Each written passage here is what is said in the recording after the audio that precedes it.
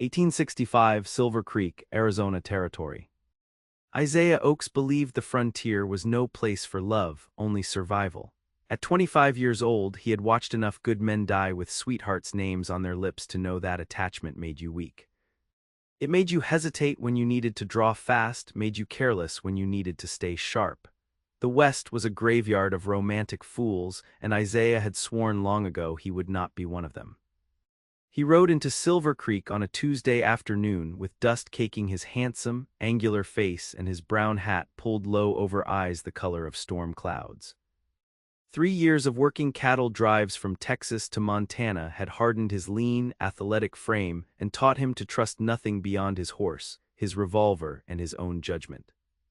The small frontier town looked like every other desperate collection of wooden buildings clinging to existence in Apache territory, all sun-bleached hope and barely concealed fear. Isaiah wanted nothing more than a hot meal, a bath, and enough whiskey to quiet the loneliness that sometimes crept up on him during the empty hours before sleep. What he needed, though he would never admit it, was someone to prove that his careful isolation was just another form of cowardice. The trading post sat at the edge of town, a squat building with a hand-painted sign that proclaimed it the property of Samuel Crawford. Isaiah dismounted and tied his horse to the hitching post, noting the way the few townspeople on the street watched him with that particular wariness reserved for strangers in a town too close to Indian country. He pushed through the door, grateful for the shade, and found himself face to face with the most beautiful woman he had ever seen. She stood behind the counter sorting supplies, and when she looked up at the sound of his entrance, Isaiah felt something shift in his chest that had nothing to do with the hard ride from Tucson. She appeared to be perhaps 22 years old, with long black hair braided down her back and skin the warm bronze of the desert itself.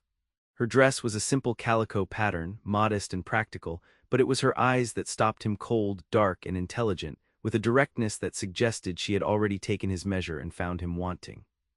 "Can I help you?" Her English was perfect, without accent, but something in her bearing told Isaiah she was Apache, or at least part Apache, and in a town like Silver Creek that meant she occupied a dangerous middle ground between two worlds at war. "I need provisions," Isaiah said, removing his hat and feeling suddenly aware of how travel-worn he must look. "Enough for 2 weeks on the trail." She nodded and began gathering items without asking for specifics, moving with an efficiency that suggested she knew exactly what a man needed to survive in this country. Isaiah watched her despite himself, noting the graceful economy of her movements, the way her fingers moved surely over the goods as she calculated his bill in her head. "You are new to Silver Creek," she said. It was not a question. "Passing through, heard there might be work at the Double R Ranch. They hired 3 drovers last week. You might be too late." She placed a bag of coffee beans on the counter with other supplies. "But Jacob Reynolds always needs good men. If you can handle cattle and do not mind Apache raids, he will take you on." The casual way she mentioned Apache raids struck Isaiah as odd, given her obvious heritage, but before he could respond, the door burst open and 3 men entered with the swagger of those who believed themselves important. The leader was perhaps 40, thick through the middle, with a deputy's star pinned to his vest and meanness in his small eyes. "Well now, Catori," the deputy said, his voice carrying a false friendliness that made Isaiah's jaw tighten. "I thought we talked about you keeping better hours. Respectable businesses close before dark." "It is 3 in the afternoon, Deputy Morrison," Catori said, her voice level but her posture suddenly rigid. "That's so." Morrison stepped closer to the counter, ignoring Isaiah completely. "Time moves different for Indian girls, I suppose. Your daddy know you are talking back to the law." Isaiah had promised himself not to get involved in local troubles. A drifter who stuck his nose into other people's business usually ended up buried in an unmarked grave. But something about the casual menace in Morrison's voice, the way Catori's hands had stilled on the counter, made him speak before wisdom could stop him. "I believe the lady was helping me first," Isaiah said quietly. Morrison turned, seeming to notice him for the first time. "That right? Well, you can wait your turn, Cowboy. Me and Catori here have an understanding that needs discussing." "Looks to me like the lady wants to finish her work." Isaiah kept his voice even, but he shifted his weight subtly, making sure his right hand hung loose near his holster. For a long moment, Morrison stared at him, clearly weighing whether this dusty stranger was worth the trouble. Whatever he saw in Isaiah's eyes must have given him pause because he stepped back with a forced laugh. "Just being neighborly," Morrison said. "You are new, so I will let you know how things work around here. Certain people need reminding of their place. That half-breed girl might look civilized, but Apache blood runs true." He turned back to Catori. "Your daddy's protection only goes so far, girl, remember that." The three men left, their boots heavy on the wooden floor. Isaiah waited until the door closed before speaking. "That happened often." Catori resumed gathering his supplies, but her hands trembled slightly. "Often enough. My father is Samuel Crawford. He owns this trading post and has connections to the territorial government, which offers some protection. But my mother was Chiricahua Apache, which means half the town thinks I am a spy and the other half thinks I am a convenient target." She looked up at him, and he saw fierce pride in her dark eyes. "I suppose you will take your business elsewhere now." "Why would I do that?" "Most men do. They hear Apache and remember raids. They see my face and think of their dead friends or stolen cattle." Her voice was matter-of-fact, as if she had explained this too many times to expect a different reaction. Isaiah picked up a can of peaches from the counter and examined it with exaggerated interest. "My dead friends were killed by drought, stampedes, bad water, and one memorable incident involving a rattlesnake and a man too drunk to watch where he stepped. Never lost anyone to Apache raids." He set the can down and met her eyes. "And I judge people by what they do, not who their parents were." Something shifted in Catori's expression, a cautious warning that suggested she was not used to kindness from strangers. "Then you are wiser than most men in Silver Creek." "I did not say I was wise, just practical." He handed her payment for the supplies. "I am Isaiah Oaks. I will probably be around for a while if Reynolds hires me." "Catori Zimmerman," she said, using what Isaiah assumed was her father's surname. "And Isaiah," she paused while wrapping his supplies. "Thank you for speaking up. It was foolish but appreciated." "Why foolish?" "Because Morrison has a long memory and no conscience. You made an enemy today." She handed him his parcels. "In Silver Creek, that can get you killed." Isaiah tipped his hat to her and gathered his supplies, but as he rode toward the Double R Ranch, he could not shake the image of Catori's intelligent eyes or the proud set of her shoulders despite the casual cruelty of men like Morrison. He told himself his intervention had been simple decency, nothing more. He did not have room in his life for complications, especially not the kind that came with a beautiful woman trapped between two worlds. But that night, camped under stars that seemed close enough to touch, Isaiah found himself thinking about her anyway.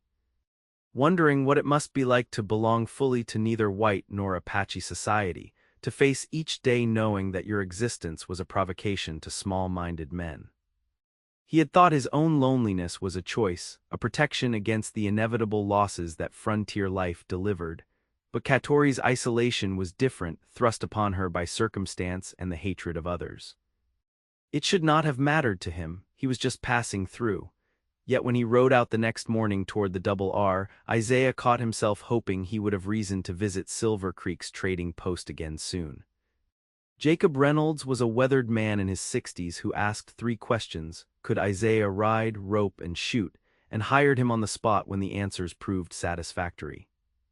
The Double R ran 2,000 head of cattle across grazing land that stretched from the mountains to the desert floor, and Reynolds explained with tired candor that he had lost 5 hands in the past year to Apache raids, accidents, and 1 to simply riding away in the night without collecting his pay. "It is dangerous work," Reynolds said as they stood in the ranch yard watching dust devils dance across the flat land. "The Apache want us gone, and I cannot blame them overmuch. This was their hunting ground before we came. But I built this ranch with my own hands, and I will not be driven off. Any man who works for me needs to understand that." Isaiah understood.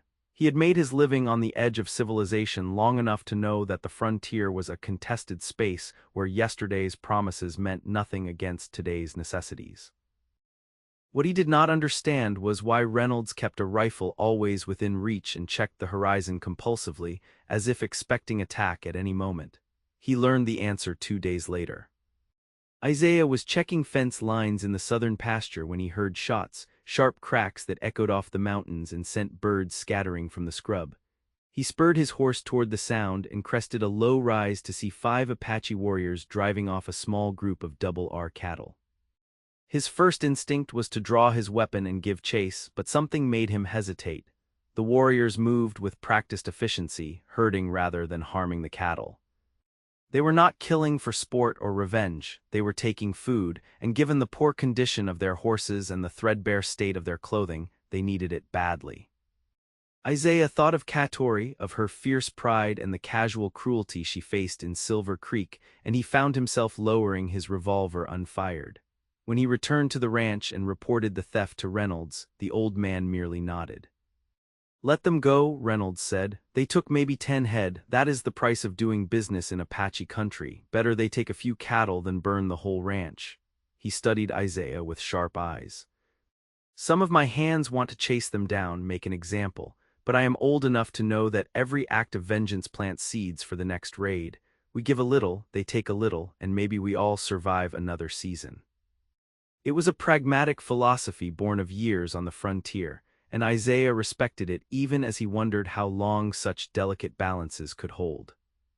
The Apache were losing their land mile by mile, and desperate men did desperate things. Meanwhile, settlers like Reynolds clung to ranches carved from that stolen land, trying to build something permanent in a place defined by impermanence. The contradictions gave Isaiah a headache, so he focused on his work instead.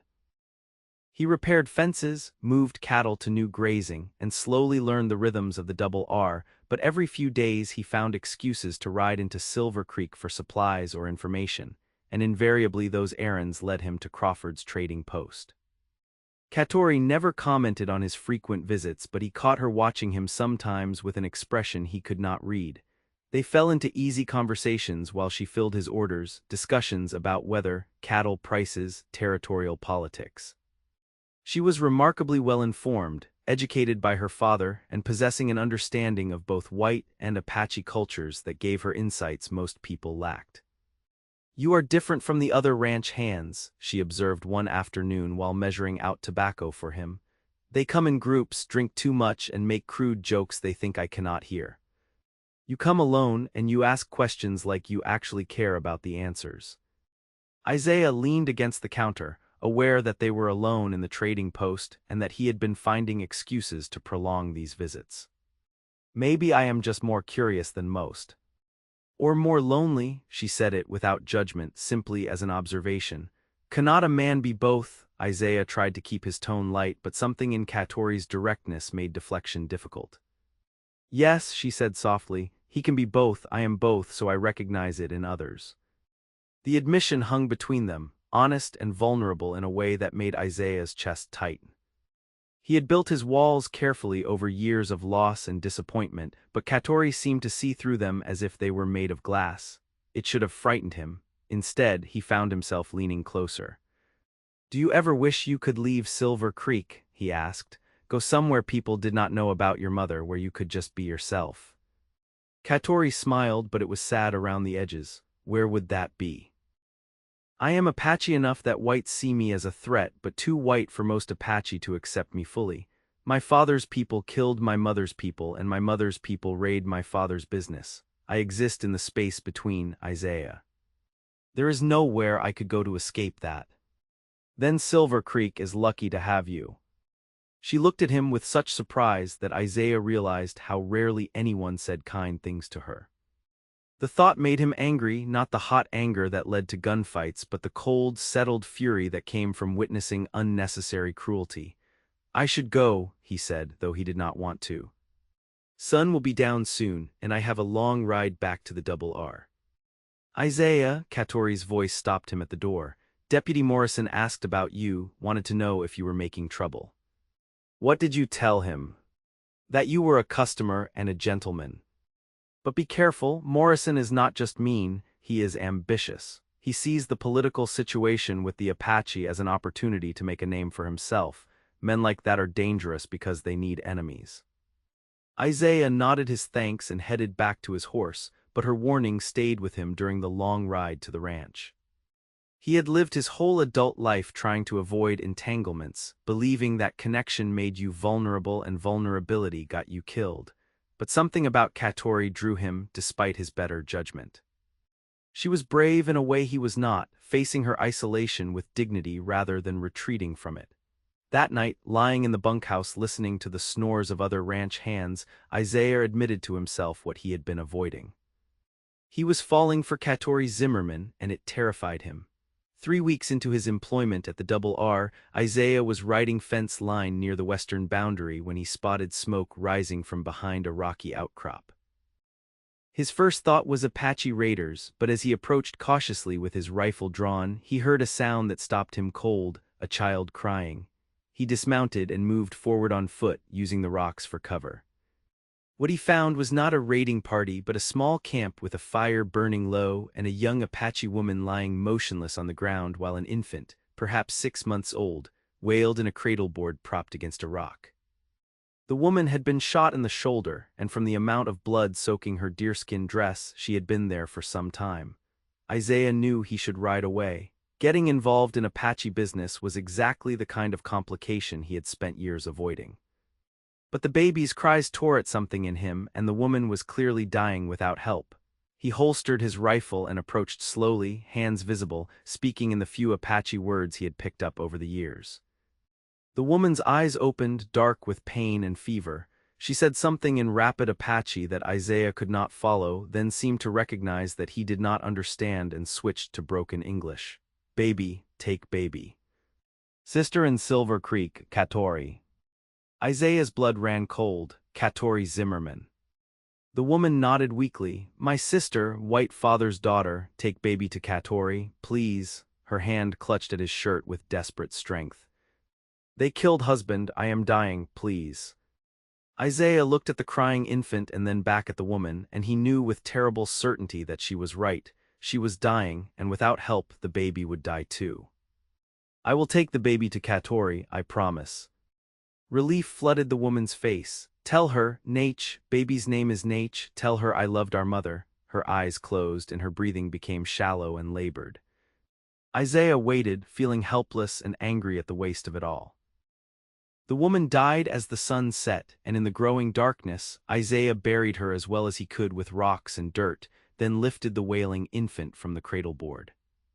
The baby quieted slightly when he held it against his chest, as if recognizing that someone was there, someone who would not abandon it.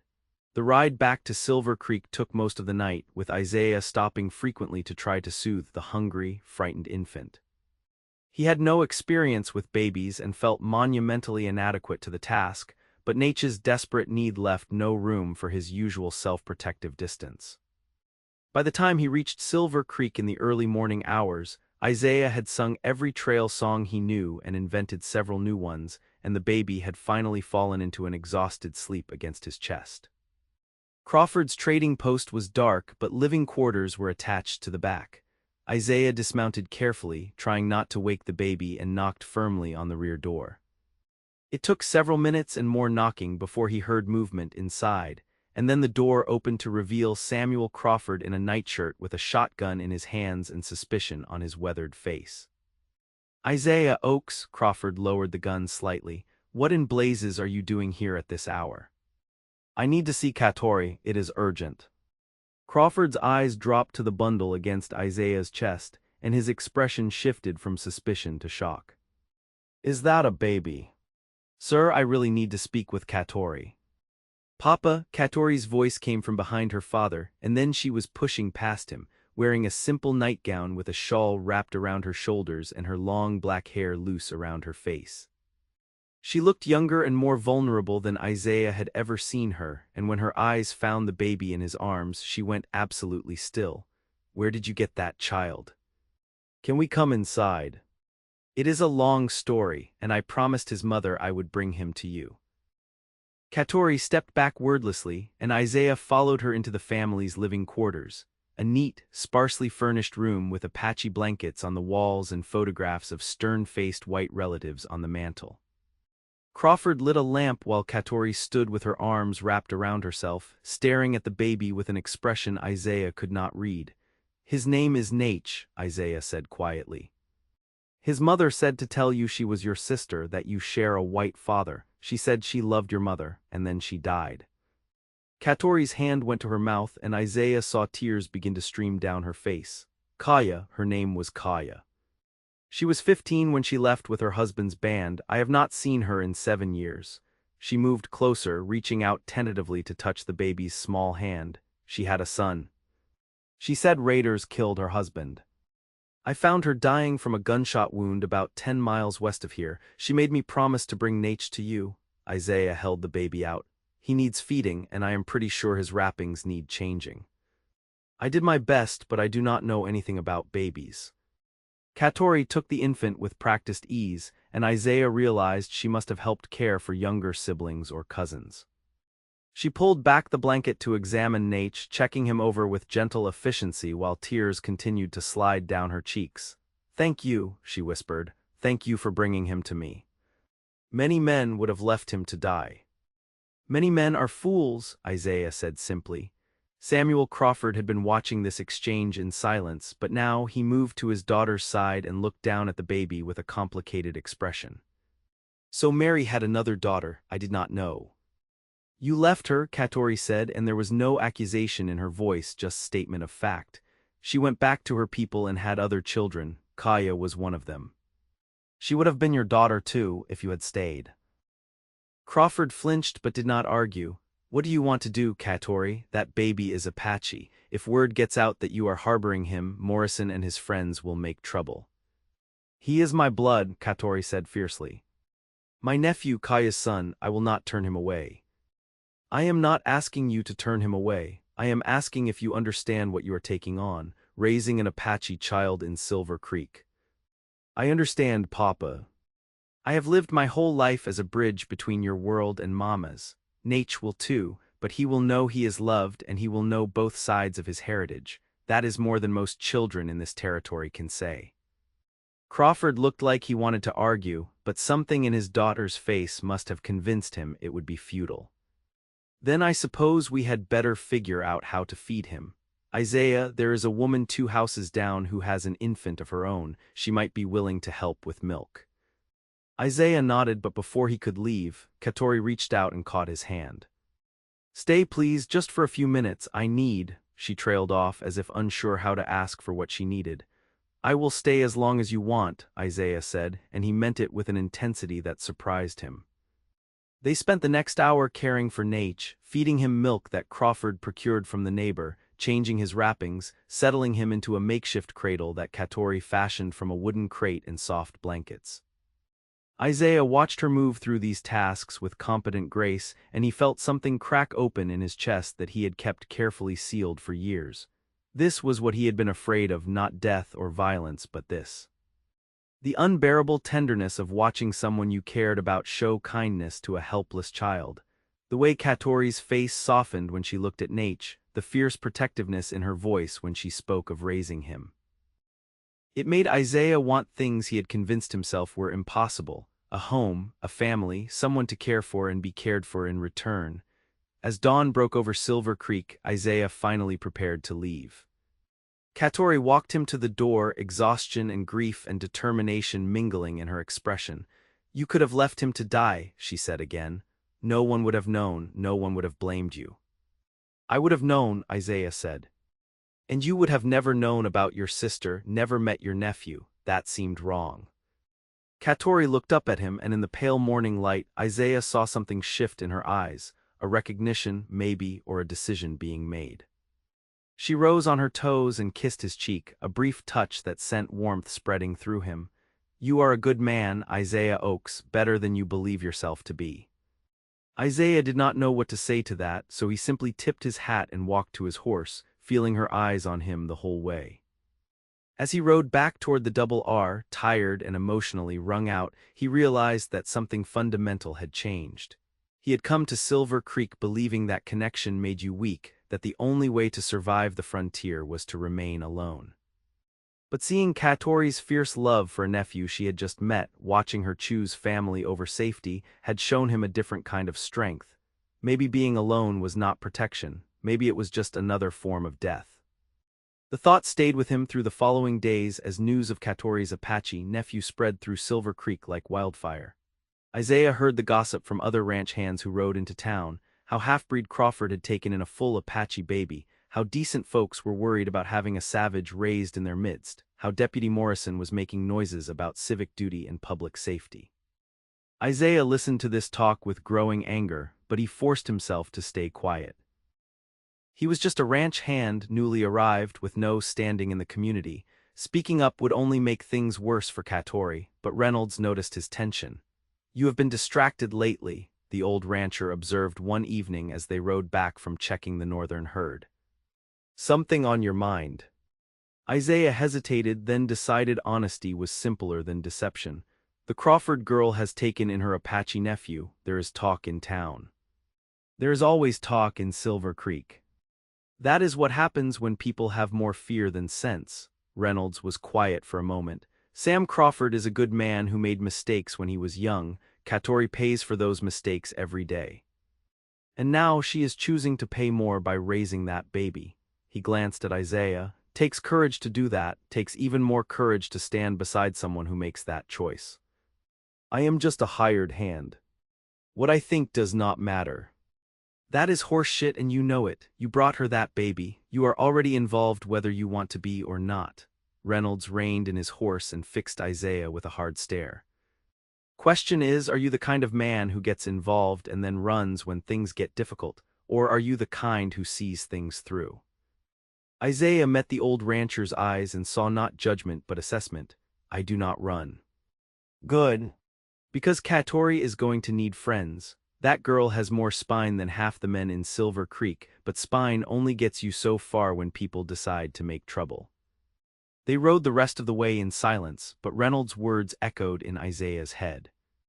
The old rancher was right. Isaiah was already involved, had been involved since the moment he stood up to Morrison in the trading post. The question was whether he had the courage to stay involved, to be the kind of man who stood beside Catori when standing beside her came with a cost. He got his answer 2 weeks later when he rode into Silver Creek and found Catori's trading post surrounded by an angry crowd.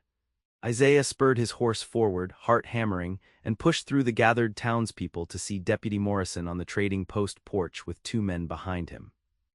Through the window, Isaiah could see Catori inside with Nate in her arms, her face pale but defiant. "This is a matter of public safety," Morrison was saying loudly, playing to the crowd. "That baby is Apache, and everyone knows Apache children grow into Apache raiders. We have a right to know what is being done with him." "My nephew is an infant," Catori's voice came through the open door, steady despite the fear Isaiah could hear underneath. "He is no threat to anyone." "That is for the town council to decide," Morrison said. "Now, you can hand over that baby peaceful-like, or I can come in and get him. Either way, he is coming with me." Isaiah dismounted and pushed his way to the front of the crowd. "On what authority?" Morrison turned and his face darkened when he saw Isaiah. "This does not concern you, Oaks." "Pretty sure it concerns every citizen of Silver Creek. So I will ask again, on what authority are you taking a child from his legal guardian?" "Legal guardian," Morrison laughed. "That half-breed girl has no legal claim to an Apache baby. She is his aunt by blood, which gives her more claim than you or anyone else here." Isaiah kept his voice level, but his hand hung near his revolver.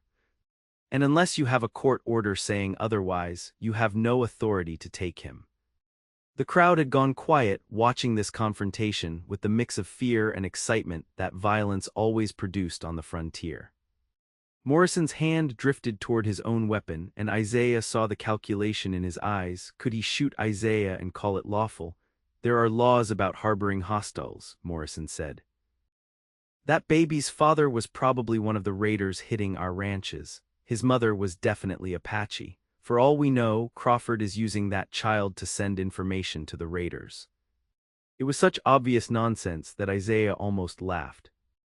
"You are reaching, Morrison. Everyone here knows Catori is no spy. This is about you trying to make yourself look important by bullying a woman and a baby." Angry mutters rippled through the crowd, some supporting Morrison, others clearly uncomfortable with his tactics. Samuel Crawford appeared at his daughter's shoulder, his own rifle visible in his hands. "I have sent for the territorial judge," Crawford said clearly. "He will arrive within the week to rule on Catori's guardianship of Nate. Until then, my grandson stays with his family." Morrison opened his mouth to argue, but a new voice interrupted. "Stand down, Morrison." Everyone turned to see Jacob Reynolds pushing through the crowd on his horse, with a half-dozen of his ranch hands behind him. The old rancher looked at Morrison with open contempt. "You are making a fool of yourself over a baby, Morrison. This town has real problems: Apache raids, water rights, cattle rustling. But instead of dealing with those, you are here threatening Sam Crawford's family." Reynolds dismounted slowly. "Now, Sam says the judge is coming to settle this legal-like. That sounds reasonable to me. So why do you not take your boys and go find some actual lawbreaking to address?" For a long moment, no one moved. Then Morrison stepped back, his face flushed with anger and humiliation. "This is not over. When the judge hears the facts, he will rule that Apache baby cannot stay in Silver Creek. Then we will accept the judge's ruling," Crawford said. "But until then, you stay away from my family." Morrison and his men pushed through the crowd and mounted their horses, riding off with wounded dignity. The townspeople began to disperse, talking among themselves in low voices. Reynolds nodded to Isaiah and Crawford, then led his men back toward their horses. Isaiah finally allowed himself to breathe. He looked up at Catori, who was standing in the doorway with Nate still in her arms and tears streaming down her face. "Thank you," she said quietly, "both of you." Isaiah wanted to go to her, to pull her into his arms and promise that he would keep her and Nate safe. But there were still people watching, and he was already too visible in this conflict. So he simply nodded and said, "I will be back tomorrow to check on you." "I know you will," Catori said, and the trust in her voice nearly undid him. As Isaiah rode back to the Double R, he tried to figure out when exactly he had stopped being a drifter just passing through and started being someone who would stand against armed men for a woman and a baby who were not his own. The transformation had been so gradual he had not noticed it happening, like water wearing away stone. That night, Reynolds called him into the ranch house, a rare summons that usually meant either promotion or dismissal. "You made some enemies today," the old rancher said without preamble, pouring them both whiskey. "Morrison will not forget what happened, and some of the townspeople think you were out of line." "Probably was out of line," Isaiah admitted. "No probably about it. You stood against a deputy and took the side of an Apache baby. That kind of thing gets remembered." Reynolds handed him the whiskey. "Question is, why did you do it?" Isaiah looked into his glass, searching for an answer that made sense. "Because it was wrong, because Morrison was using fear to justify cruelty, because," he stopped, unsure how to explain, "because you have feelings for Catori Crawford," Reynolds finished for him. There was no point denying it. "Yes, sir. She is a good woman in a bad situation, and that baby is innocent no matter who his parents were." Reynolds sat back in his chair. "But loving her will not be easy, Isaiah. People in this territory have long memories and strong prejudices. Catori is caught between two worlds, and anyone who stands beside her will be caught there too." "I know." "Do you?" "Because this is not like standing up to Morrison once in front of a crowd. This is about making a choice that will define your whole life. It is about building something permanent in a place where most things do not last a season. It is about family and commitment, and all the things you told me you were not looking for when I hired you."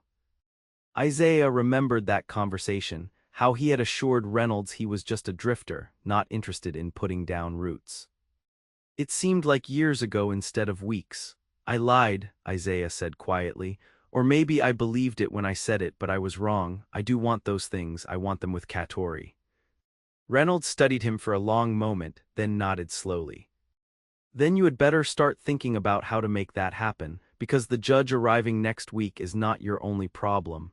Morrison is ambitious, and he sees this situation as an opportunity. He will push for that baby to be taken away and sent to an agency school or given to a white family. And if he succeeds, Catori's heart will break. What can I do?" "Marry her," Reynolds said bluntly. "A married woman with a stable home has more legal standing than an unmarried girl, even a half-Apache one. and a baby being raised by a married couple looks different to a judge than a baby being raised by a single woman in her father's house. Isaiah felt his heart start to race. You are suggesting I marry Catori to help her keep Nate. I am suggesting you marry Catori because you love her and want to build a life with her. The fact that it also helps her legal position is just practical frontier thinking. Reynolds leaned forward. But you need to understand what you are taking on. You would be raising an Apache child as your own, facing down prejudice and possible violence, and tying yourself to a woman who will never be fully accepted by white society. That is not a small thing. I know, Isaiah said. And he did know with sudden clarity. He thought of Catori's fierce pride, her intelligence, her courage in the face of daily cruelty. He thought of how she made him want to be better than he was, braver than he believed himself capable of being. He thought of Nate's small face and the promise he had made to a dying woman. Then do not waste time, Reynolds said. You have less than a week before that judge arrives. Make your choice and live with it. Isaiah rode into Silver Creek the next morning with his heart in his throat and a simple gold ring in his pocket, his mother's ring, the only thing of value he owned. He found Catori in the trading post, sorting through a shipment of supplies while Nate slept in a cradle behind the counter. She looked up when the door opened and her face brightened in a way that gave Isaiah courage. Isaiah. I did not expect to see you today. I need to talk to you, privately if possible. Catori's smile faded, replaced by concern. Papa is in the back, we can talk outside. They walked to the small garden behind the trading post, where Catori's mother had once grown corn and squash. It was overgrown now, but still a private space away from curious eyes. Isaiah took off his hat and turned it nervously in his hands, trying to find words for what he needed to say. The judge will be here in less than a week, he started. Morrison will argue that you should not be allowed to raise Nate. I know, Papa has been talking to a lawyer in Tucson, but he is not hopeful. The law does not favor Apache children staying with Apache families, even partial ones. What if you were not raising Nate alone? What if you had a husband, a stable home to offer? Catori went very still. What are you saying, Isaiah? I am saying, he stopped, threw away all the careful words he had rehearsed, and just told the truth. I came to Silver Creek believing I did not want connections or commitments. I thought staying alone kept me safe. But I was wrong. You showed me that, Catori. You and your courage and your refusal to let fear make you small. He pulled out the ring. I am asking you to marry me, not just to help you keep Nate, though that matters. But because I love you. Because I want to build a life with you, raise your nephew as our son, and face whatever comes together. Tears spilled down Catori's cheeks, but she was smiling. You love me. How could I not? You are the bravest, smartest, most beautiful woman I have ever met. You make me want to be better than I am. You make me want to stay instead of run. I love you too, Catori said, and the simple words struck Isaiah with unexpected force. I loved you from the first day when you stood up to Morrison without even knowing me. I loved you more when you brought Nate to me, and I love you now for offering to take on a ready-made family and all the trouble that comes with it. Isaiah stepped closer, cupping her face in his hands. Is that a yes? That is a yes, she kissed him, soft and sweet, and Isaiah felt years of self-imposed isolation fall away like old skin. When they broke apart, Catori was laughing through her tears. My father is going to be shocked. Your father suggested it, actually, or at least Reynolds did, and your father did not object when I asked his permission this morning. You asked my father? Catori's eyes went wide. Of course I did. I may be impulsive, but I am not stupid. Samuel Crawford has a shotgun and a protective streak where his daughter is concerned. They went inside together to share the news, and if Samuel Crawford was surprised by the speed of the engagement, he hid it well. He shook Isaiah's hand and told him he had better treat Catori right or find himself on the wrong end of that shotgun. Then he opened a bottle of whiskey and toasted the young couple's future, and for a brief, shining moment, everything seemed possible. They married 3 days later in the small church at the edge of Silver Creek, with Reynolds and his ranch hands standing as witnesses and Samuel Crawford walking Catori down the aisle. She wore a simple blue dress that brought out the darkness of her eyes, and Isaiah wore his cleanest shirt and a tie that felt like it was strangling him. The preacher rushed through the ceremony with obvious discomfort. Marrying a white cowboy to a half-Apache woman was not something he wanted to dwell on, but Isaiah barely heard the words anyway. All he could see was Catori, her hand steady in his as they spoke their vows. All he could feel was the rightness of it, the sense that he was finally where he was supposed to be. When the preacher pronounced them man and wife and Isaiah kissed his bride, he heard a few scattered objections from the back of the church, but he did not care. Let the town gossip, let Morrison glower. Catori was his wife, and he would protect her and Nate with everything he had. The territorial judge arrived the following Monday, a stern man named Harlan Briggs who had been appointed by the governor and took his authority seriously. He set up a hearing in the Silver Creek Saloon, which was the only building large enough to accommodate the number of townspeople who wanted to attend. Isaiah sat beside Catori in the front row, with Nate sleeping peacefully in her arms and Samuel Crawford on her other side. Across the aisle, Deputy Morrison sat with several supporters, looking confident. The judge called the hearing to order and asked Morrison to present his case. "Your Honor, the facts are simple," Morrison began. "That baby is full Apache, born to raiders who have been terrorizing this territory. Miss Crawford, excuse me, Mrs. Oakes now, took him in, but she has no legal right to raise him. Apache children belong in agency schools where they can be civilized and taught Christian values. Keeping him here in Silver Creek is dangerous. He will grow up with divided loyalties and probably end up joining the raiders when he is older." The judge turned to Catori. "Mrs. Oakes, do you wish to respond?" Catori stood still holding Nate, and Isaiah was struck again by her quiet courage. "Your Honor, Nate is my nephew. His mother was my half-sister, born to my mother after my father left the Apache people. She died asking me to raise her son to make sure he knew both sides of his heritage. I am married now, with a stable home and a husband who works steadily. We can give Nate the kind of life where he belongs to both worlds, understanding each one. Is that not better than sending him away to forget everything about his mother's people?"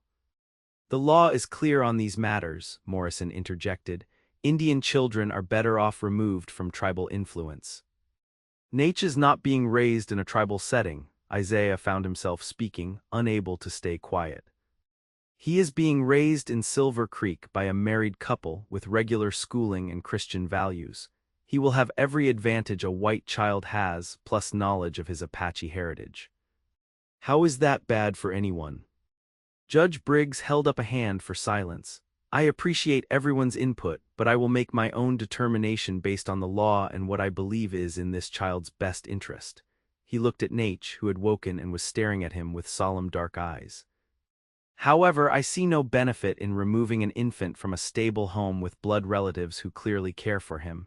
Mrs. Oakes, your guardianship is approved. The baby stays with you." The relief that flooded through Isaiah nearly buckled his knees. Beside him, Catori started to cry quietly, clutching Nate's clothes. Morrison shot to his feet, objecting loudly, but the judge was already gathering his papers. "My ruling is final, Deputy. If you disagree, you can file an appeal with the territorial governor. But I warn you, you will need substantially better arguments than you presented here today." Briggs looked out at the crowd. "This hearing is concluded." Isaiah turned to embrace Catori, mindful of the baby between them, and he felt her shaking with relief and emotion. "We won," she whispered against his chest. "Nate gets to stay." "Of course he does," Isaiah said. "He is our son now, no one is taking him away." As they left the saloon, Isaiah noticed Morrison watching them with undisguised hatred, and he knew this was not truly over. Men like Morrison did not accept defeat gracefully, but for now, in this moment, Isaiah let himself feel victorious. He had a wife he loved, a son to raise, and the beginning of the life he had never allowed himself to want. The weeks following the hearing settled into a new rhythm. Isaiah moved into the living quarters behind the trading post, and he and Catori began building a life together. He continued working for Reynolds during the day, but now he rode home to a wife and baby in the evenings. It was strange and wonderful and sometimes overwhelming, all this domesticity after years of isolation. Catori was patient with his awkwardness around Nate, teaching him how to hold the baby properly, how to soothe him when he cried, how to change his wrappings without making a disaster. Isaiah discovered that fatherhood suited him in unexpected ways. He liked the weight of Nature in his arms, the trust in those dark eyes, the responsibility of raising a child to be better than the world expected. But the happiness was fragile. Morrison continued to make trouble, spreading rumors and encouraging townspeople to boycott Crawford's trading post. Some customers stayed loyal, but others stopped coming and the family's income suffered. Isaiah took on extra work where he could find it, determined to provide for his new family, but he saw the worry in Catori's eyes when she thought he was not looking. Then, 2 months after the wedding, raiders struck the Double R Ranch. They came at dawn when the light was tricky and men were still shaking off sleep. Isaiah was in the bunkhouse when he heard the first shots, and by the time he grabbed his rifle and made it outside, the ranch yard was chaos. A dozen Apache warriors were driving off cattle while more set fire to the hay barn. Reynolds was shouting orders, trying to organize a defense, but the attack was too sudden and too well planned. Isaiah fired at a warrior who got too close, then had to dive for cover as return fire kicked up dirt near his feet. He could see other ranch hands fighting back, but they were outnumbered and outmaneuvered. The raiders were not interested in a prolonged battle. They wanted cattle and supplies, and they were getting both. Then Isaiah saw something that made his blood run cold. One of the warriors was herding cattle toward the burning barn, and in the firelight, Isaiah recognized his face, recognized it from a photograph Catori kept on her mantle. It was her brother, Kaya's full brother, wearing war paint and carrying a rifle that had probably been stolen from another raid. The realization hit Isaiah like a physical blow. These were not random raiders, they were Catori's family, her mother's people, taking back what they believed was theirs. And if the town found out that connection, if Morrison learned that the ranch being raided had a connection to Catori through her Apache relatives. The thought was too terrible to finish. The raiders left as quickly as they had come, vanishing into the mountains with 50 head of cattle and most of the ranch's spare supplies.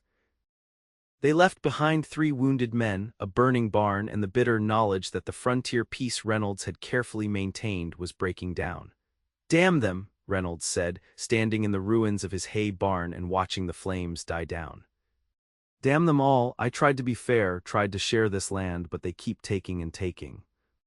Isaiah said nothing. What could he say? That the Apache were starving on reservations, pushed off their land by settlers like Reynolds.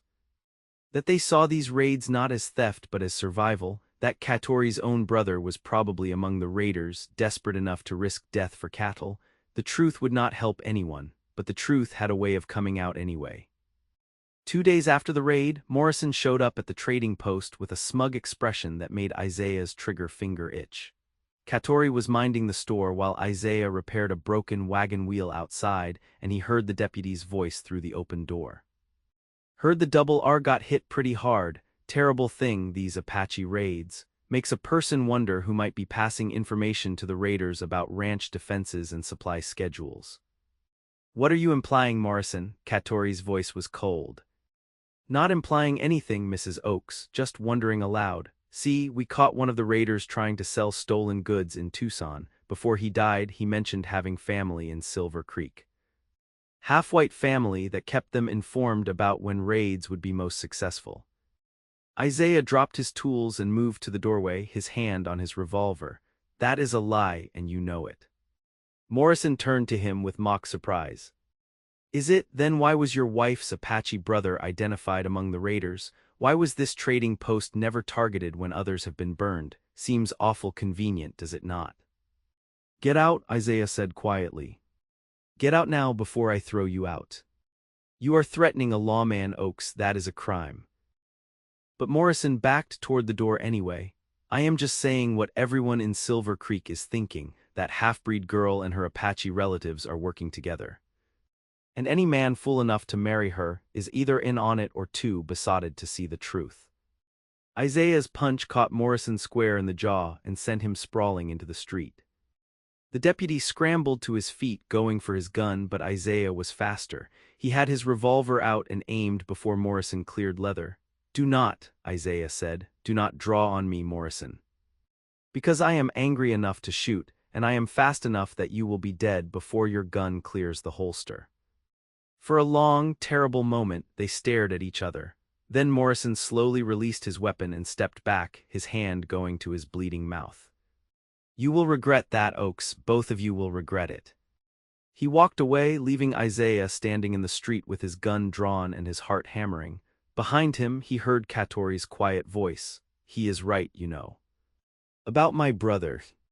Isaiah holstered his weapon and turned to find Catori in the doorway, her face pale and miserable. "What?" "My brother Nalnish was probably among the raiders at the Double R.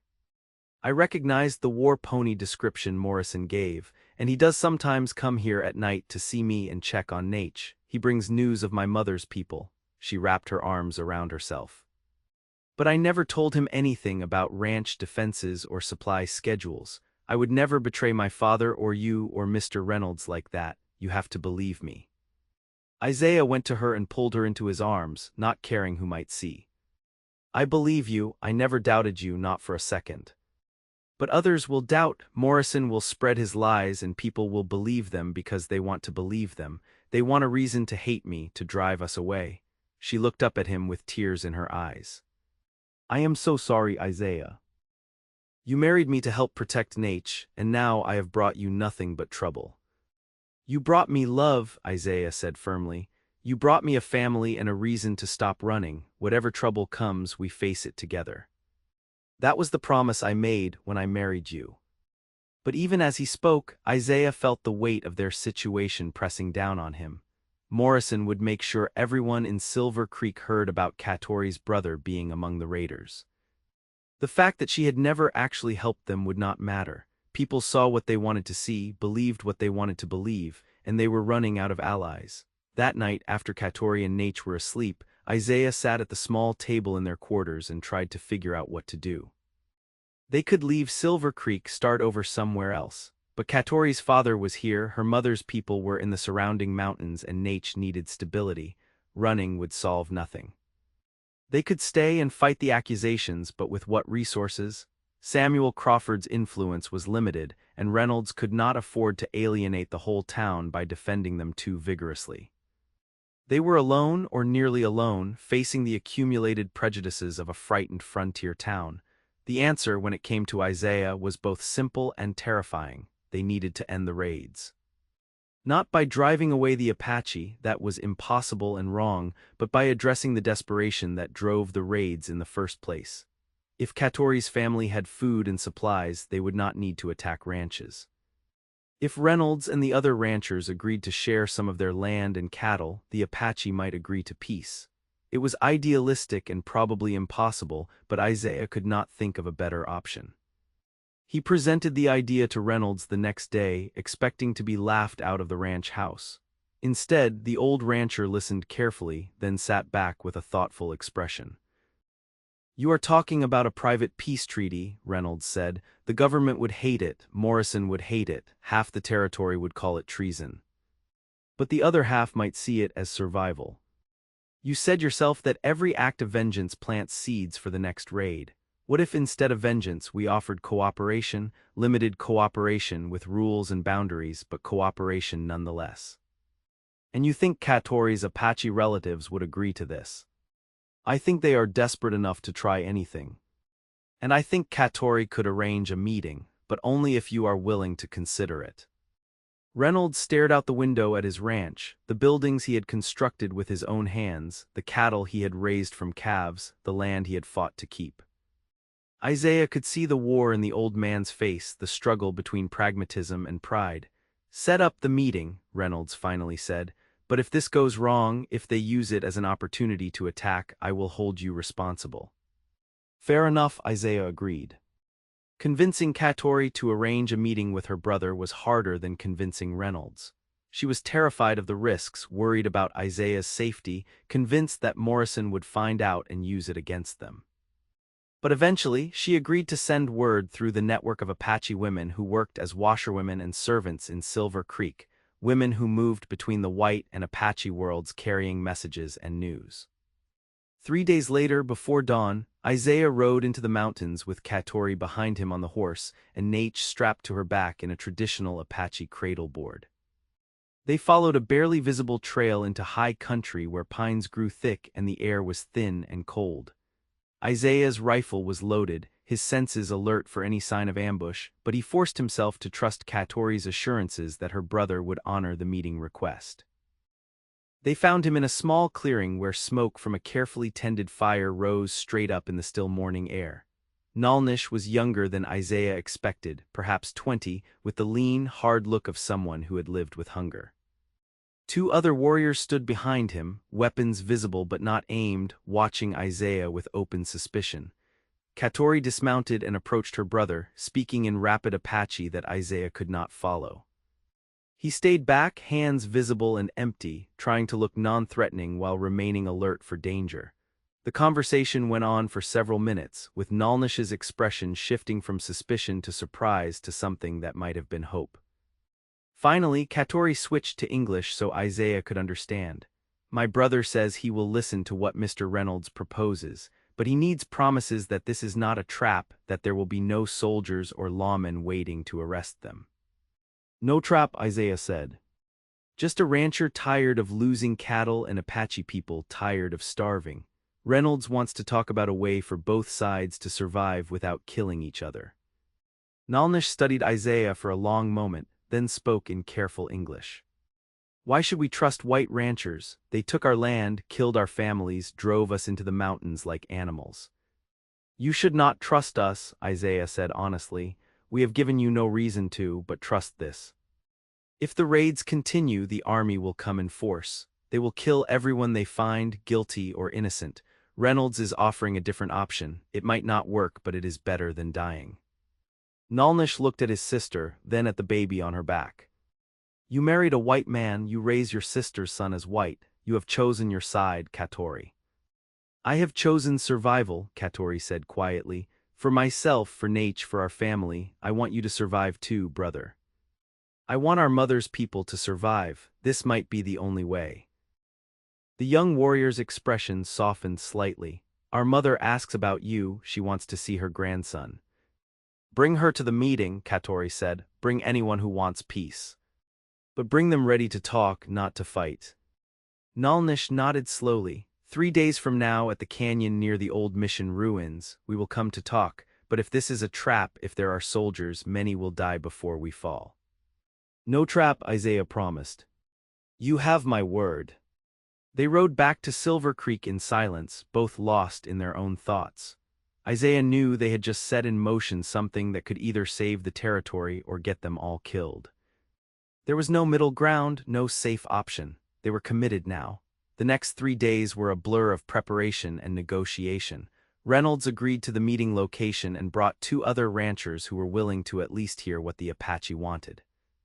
Samuel Crawford insisted on coming, both to support his daughter and because he had his own complicated history with Catori's mother's people. Isaiah spent hours cleaning his weapons and trying not to think about all the ways this could go wrong.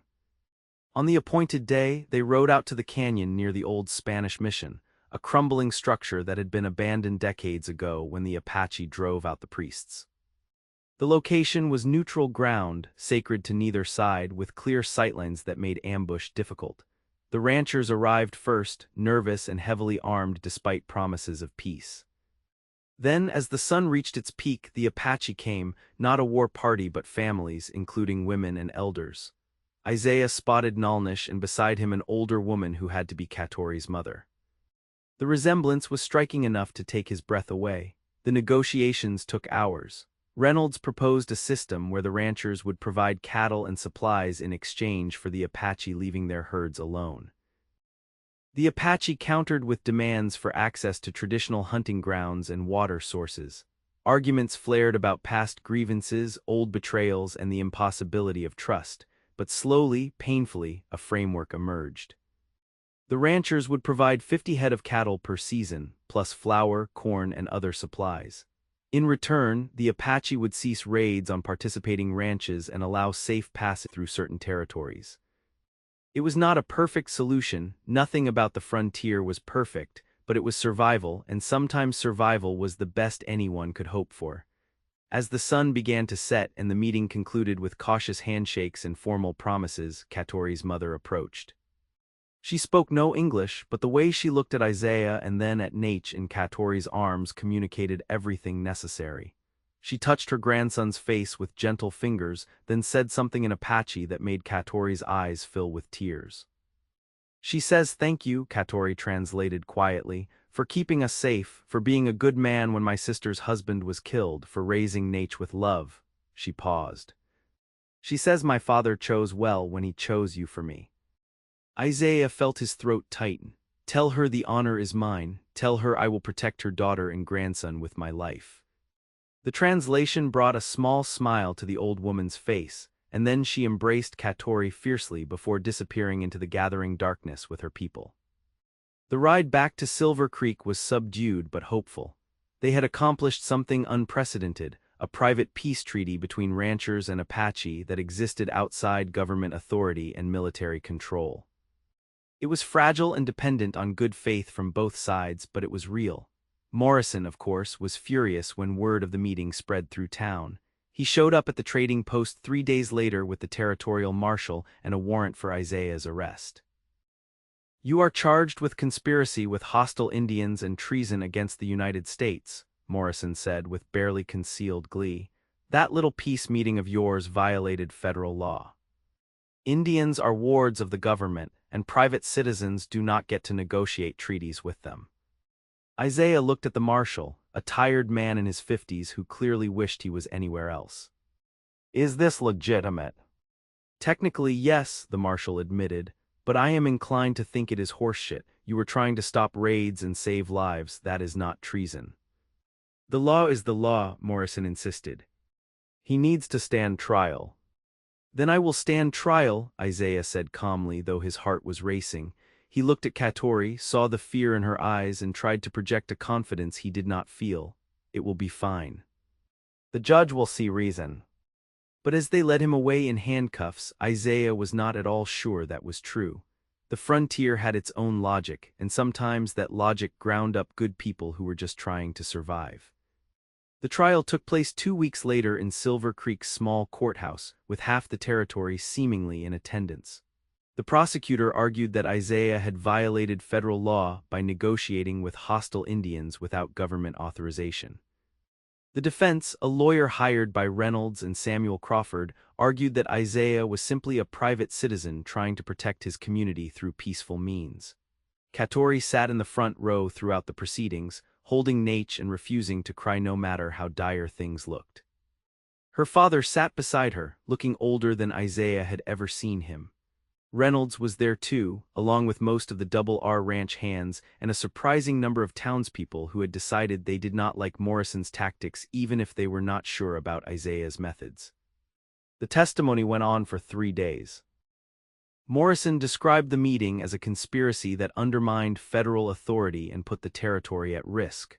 Reynolds testified that the raids had stopped after the meeting, which suggested it had been effective. The territorial judge who had ruled on Nate's custody returned to testify that he saw nothing treasonous in citizens trying to establish peaceful relations with neighboring peoples. But it was Catori's testimony that changed the tone of the trial. She took the stand on the 3rd day, wearing her best dress and holding herself with a dignity that silenced the whispers in the courtroom. The prosecutor tried to rattle her with questions about her Apache family and whether she had divided loyalties, but Catori answered each question with calm honesty. My mother was Chiricahua Apache, she said clearly.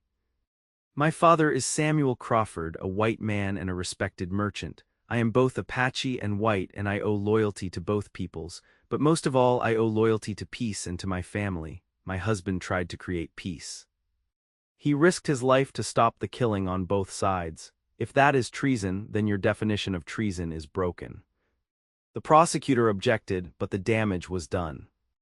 Catori's words hung in the air, challenging everyone in the courtroom to examine their own assumptions about loyalty and belonging. When the jury returned after 4 hours of deliberation, Isaiah stood to hear the verdict with his heart in his throat. Catori's hand found his across the courtroom rail and he held on like a drowning man. We find the defendant not guilty, the foreman said. The courtroom erupted in noise, some cheering, some protesting, Morrison shouting objections that the judge gavelled down. Isaiah turned to Catori and pulled her into his arms, not caring about decorum or propriety. They had won. Impossibly, against all odds, they had won, but the victory was bittersweet. That night, as they lay in bed with Nate sleeping in his cradle nearby, Catori finally cried. "We cannot stay in Silver Creek," she said against Isaiah's chest. "Morrison will never stop. He will find new ways to make our lives impossible, new accusations to level, and the peace treaty is fragile. One raid, one misunderstanding, and it falls apart." Isaiah knew she was right. They had won the battle but not the war. As long as they remained in Silver Creek, they would be targets for anyone who wanted to use them as symbols of everything wrong with the changing West. "Where would we go?" he asked. "I do not know. Somewhere we could start fresh, somewhere Nate could grow up without being called a savage or a half-breed, somewhere you would not be arrested for trying to do the right thing." She looked up at him. "Do you think such a place exists?" "I think we could make it exist," Isaiah said slowly. An idea was forming in his mind, risky but possible. Reynolds has been talking about expanding his operations into New Mexico territory. He mentioned needing someone trustworthy to run a new ranch near Santa Fe. The land is cheaper there, the towns are more mixed, Spanish, Apache, white, all living together. "It is not perfect, but it might be better than here." Catori sat up, hope dawning in her eyes. "Do you think he would give you that position?" "Only one way to find out." Reynolds proved surprisingly amenable to the idea when Isaiah approached him the next day. "I have been thinking you are wasted working cattle anyway," the old rancher said. "You have a head for negotiation and a spine for standing up to bullies. That is what I need in New Mexico, someone who can build something new without repeating all the mistakes of the past." He studied Isaiah. "But it would be hard work. You would be building a ranch from nothing, dealing with all kinds of people, facing all the challenges of the frontier without much support." "I would not be doing it alone," Isaiah said. "I would have Catori and Nate. That is all the support I need." "Then the job is yours. I will provide the land, initial cattle, and supplies. You provide the labor and vision. After 5 years, if the ranch is successful, we split ownership 50-50. Deal." Isaiah shook the old man's hand, feeling the weight of this new future settling on his shoulders. "Deal." They left Silver Creek 6 weeks later, on a cool morning in October when the aspens on the mountains were turning gold. Samuel Crawford came to see them off, embracing his daughter and grandson with tears in his eyes. "I will miss you," he said, "but I understand why you need to go. Build something good in New Mexico. Build something worthy of your mother's memory and your own courage." "Come visit us," Catori said. "When we are settled, when the ranch is built, come see what we have made." "I will," Crawford promised. Reynolds was there too, along with most of the Double R hands. "You send word if you need anything," the old rancher said gruffly. "Money, supplies, men. I meant what I said. You are building the future I wish I had built here. Do not let small-minded fools stop you." Morrison was notably absent from the farewell, which Isaiah counted as a blessing. Let the deputy find new targets for his ambition and prejudice. Isaiah was done caring what men like Morrison thought. They rode out with a wagon full of supplies, their horses tied behind, and Nate bundled against the morning chill in his cradle board. The journey to New Mexico would take 2 weeks if the weather held, longer if they hit early snow in the mountains. But Isaiah found himself looking forward to it, 2 weeks with his wife and son, traveling through country that stretched out forever, moving toward a future they would build with their own hands. On the third night, camped near a stream with stars brilliant overhead, Catori fed Nate and then settled beside Isaiah near the fire. "Are you afraid?" she asked quietly. "Terrified," Isaiah admitted. "We are leaving everything we know to start over in a strange place. We will face the same prejudices, the same challenges, maybe worse ones we have not imagined yet." "Then why are we going?" "Because staying means living small. It means letting fear decide what we can be, who we can love, how we can live, and I am done with that." He pulled her closer. "I spent years believing the frontier was no place for love, that connection made you weak, but I was wrong. Love is what makes this life bearable. You and Nate are what make me strong enough to face whatever comes." Catori kissed him soft and lingering. "I love you, Isaiah Oaks." I love your courage and your stubbornness, and your refusal to accept that some walls cannot be broken down. I love you too, Catori Oaks, and I promise you this, we will build something beautiful in New Mexico. A ranch where Nate can grow up proud of both his heritages. A home where love matters more than blood, a life worthy of your mother's bravery and your sister's sacrifice. That is a big promise. Then I had better keep it. They reached the land Reynolds had purchased near Santa Fe in late October. It was raw territory, scrubland and rocky hills with a stream running through the middle and mountains rising purple in the distance. There were no buildings, no fences, no marks of civilization except an old trail that suggested people had passed this way before. Isaiah sat on his horse looking at that empty land and felt both intimidated and exhilarated. This would be their home. Everything they built here would be theirs, shaped by their hands and vision. "What do you think?" he asked Catori. She was quiet for a long moment, surveying the land with an expression he could not read. Then she smiled and it transformed her whole face. "I think it is perfect. I think our son will run wild in these hills and grow strong. I think we will build something here that lasts." Then we had better get started. The first winter was brutal. They lived in a tent while Isaiah built a small cabin, working from dawn to dusk to get walls and a roof up before the worst weather hit. Catori proved invaluable, knowing which plants could be eaten and which were medicinal, understanding the patterns of weather in ways Isaiah's ranch experience had not taught him.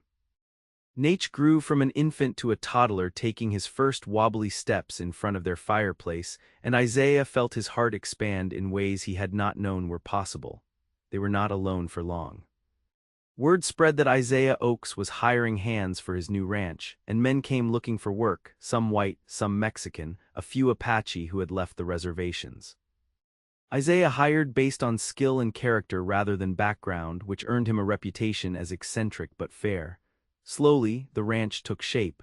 They built corrals and bunkhouses, brought in cattle from Texas, and established trade relationships with Santa Fe merchants. Catori opened a small trading post on the ranch property, selling supplies to neighboring homesteaders and buying goods from Apache women who traveled down from the mountains. She became a bridge between communities, trusted by all sides because she belonged to all sides. Her intelligence and business sense made the trading post profitable, and that profit funded further ranch expansion. By their second anniversary, the ranch was thriving. They had 300 head of cattle, 5 permanent hands, and enough profit to start thinking about expansion. Nate was growing into a bright, curious child who spoke both English and Apache, who learned to ride almost before he could walk properly, who was loved fiercely by both his adoptive parents and accepted by the mixed community they had built. Samuel Crawford visited that spring and spent a week marveling at what they had accomplished. "You built something I never managed," he told Isaiah one evening while they sat on the porch of the now substantial ranch house. "You built a place where different peoples can coexist peacefully, where your son can grow up whole instead of divided." "We got lucky," Isaiah said. "Right time, right place, right people willing to take a chance on peace instead of war." "It was not luck. It was courage and vision and hard work." Crawford looked at him seriously. "You are making the West I hoped would exist but feared never would. Do not underestimate what you have accomplished here." That night, after her father had retired and Nate was asleep, Isaiah and Catori sat together under the stars. The ranch spread out around them, quiet except for the sounds of cattle and the wind in the cottonwoods they had planted along the stream. "Do you ever regret leaving Silver Creek?" Isaiah asked. "Never," Catori said firmly. "Here we are free to be ourselves. Our son is growing up surrounded by love instead of hate. We built this with our own hands." She leaned her head on his shoulder. "I regret many things in my life, Isaiah. But marrying you and coming here are not among them." "Good," Isaiah said, "because I plan to keep you for the next 50 years at least." "50 years," Catori laughed. "You will be an old man by then. Then you will just have to take care of me in my declining years. That is what marriage is, right? Promising to stick around even when things get difficult." "Yes," Catori said softly, "that is exactly what it is, and I promise, Isaiah Oaks. Through difficult times and easy ones, through drought and plenty, through every challenge this frontier throws at us, I promise to stay." Then that is all I need, Isaiah said, and he meant it. Over the following years, the ranch continued to prosper. They expanded their land holdings, built a proper school where Nate and other children from neighboring ranches learned reading, writing, and mathematics alongside Apache history and language. Catori's trading post became a community gathering place where people from all backgrounds came to trade goods, share news, and settle disputes peacefully. Morrison never bothered them again. They heard through visitors from Arizona that the deputy had been caught stealing cattle and been forced to resign in disgrace. Isaiah found he could not muster much sympathy for the man who had caused them so much trouble, but neither did he spend time on hatred. He was too busy building to waste energy on grudges. Nate grew into a strong, confident young man who moved easily between the white and Apache worlds, respected by both. When he was 16, he began helping Isaiah run the ranch, showing an aptitude for business and a gift for negotiation that reminded Isaiah of Catori. When he was 20, he married a young woman from Santa Fe, half Mexican, half Pueblo, and brought her to live on the ranch. Their wedding was a celebration that drew people from 3 territories, a testament to the community Isaiah and Catori had built. The day after Nate's wedding, Isaiah and Catori rode out to the highest point on their land and looked down at everything they had created. The ranch house was substantial now, with multiple wings and a wide porch. The barns and corrals spread out in neat order, cattle grazed across rolling hills, gardens flourished near the stream. And everywhere were people working, living, building lives in this place they had carved from nothing. "Do you remember the first time we met?" Catori asked. "In that trading post in Silver Creek, with you all covered in trail dust and me trying to figure out if you were just another cowboy passing through." "I remember," Isaiah said. "I remember thinking you were the most beautiful woman I had ever seen and that I should stay far away from you because connection made you weak. But you did not stay away." "No," Isaiah agreed, "I did not. You showed me I was wrong about everything I believed. The frontier is not a place where love cannot survive, it is a place where love is the only thing that truly matters. Without you, without Nate, without the family and community we built together, all this land would be meaningless." Catori took his hand and they stood together in comfortable silence, watching the sun set over their ranch. 23 years had passed since that first meeting in Silver Creek. 23 years of struggle and triumph, fear and courage, building something permanent in a place defined by change. Isaiah was 50 now, his dark hair streaked with gray and his face lined from years in the sun. Catori was 44, still beautiful, still fierce, still the center of his world. They had raised a son who honored both his heritages. They had built a ranch that prospered through fair dealing and hard work. They had created a community where people of different backgrounds lived together peacefully, proving that the frontier could be a place of cooperation rather than just conflict. "Are you happy?" Isaiah asked his wife. Catori turned to him with eyes that still held all the intelligence and fire that had first captivated him. "I am happy, not because our lives have been easy, they have not. Not because we avoided prejudice and difficulty, we faced plenty of both, but because we faced everything together and we refused to let fear make us small. We built something worthy, Isaiah. We built a life and a family and a home that will outlast us. What more could anyone want?" "Nothing," Isaiah said. "Nothing at all." They rode back down to the ranch house as stars began to appear overhead, the same stars that had watched over them during that first journey to New Mexico all those years ago. Inside, their family was gathering for dinner, Nate and his new bride, several of the ranch hands who had become like family, neighbors who had stopped by to help with spring branding and decided to stay for the meal. As Isaiah sat at the head of the long table, surrounded by the noise and laughter of people he loved, he thought about the lonely cowboy he had been when he first rode into Silver Creek. That man had believed survival meant isolation, that the frontier was too harsh for love, that connection was weakness rather than strength. He had been wrong about all of it. The frontier was harsh, that part was true. But love made that harshness bearable. Connection did not make you weak, it made you strong enough to face impossible odds, and isolation was not safety, it was just another form of death. Isaiah reached across the table and took Catori's hand, and when she smiled at him, he saw their whole life together reflected in that smile. the struggles and triumphs, the fear and courage. The lonely cowboy who met an Apache girl and learned that love could not only survive the frontier, it could transform it. Their story had become the talk of the territory, just as the story of the lonely cowboy and the Apache girl had been the talk of Silver Creek all those years ago. But now the talk was not of scandal or impropriety. Now people spoke of the Oaks Ranch as proof that different peoples could build something together. They spoke of Isaiah and Catori's marriage as an example of courage and commitment. They spoke of nature's success as evidence that children of mixed heritage could thrive when given love and opportunity. And late at night, when Isaiah and Catori lay in their bed in the ranch house they had built with their own hands, they spoke to each other of simpler things, of the day's work and tomorrow's plans, of their son's happiness and their hopes for grandchildren, of the small, ordinary moments that made up a life worth living.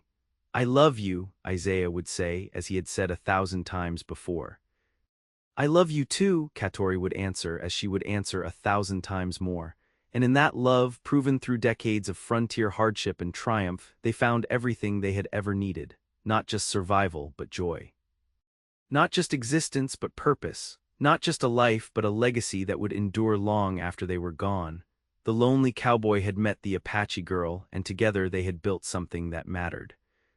Together they had proven that love could not only survive the wild frontier, it could tame it, transform it, and make it home.